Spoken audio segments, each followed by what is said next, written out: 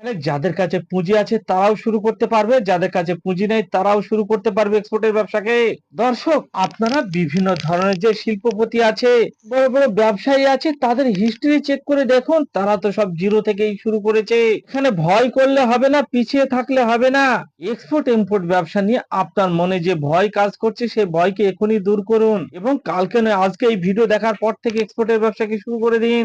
আপনারা গোবরকে এক্সপোর্ট করে দিন, কাউডংকে এক্সপোর্ট করে দিন, কারণ এই গোবরের ইন্টারন্যাশনাল মার্কেটে প্রচুর ডিমান্ড। এগ্রিকালচার ইউজ করছে পৃথিবীর অন্যান্য কান্ট্রি এই গোবরকে, এই জন্য গোবরকে এক্সপোর্ট করে দিন। এবং এক্সপোর্টের সঙ্গে সঙ্গে আপনারা অ্যামাজন ফ্লিপকার্টেও এই গোবরকে বিক্রি করতে পারবেন, সেল করতে পারবেন নিজের বাড়ি থেকে, নিজের বেডরুম থেকে। আপনারা যদি মনে করেন আপনার অ্যামাজন ফ্লিপকার্টে এই কাউডংকে সেল করবেন, তাও করতে পারবেন।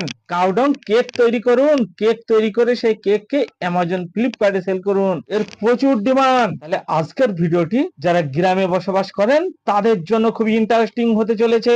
পয়সা থাকলেই ব্যবসা হয় না দর্শক, পয়সা হয় বুদ্ধিতে। সেই জন্য আপনারা কাউডং নিয়ে শুরু করে দিন এক্সপোর্টের ব্যবসাকে, তার সঙ্গে সঙ্গে লোকালে অ্যামাজন ফ্লিপকার্টেও শুরু করে দিন।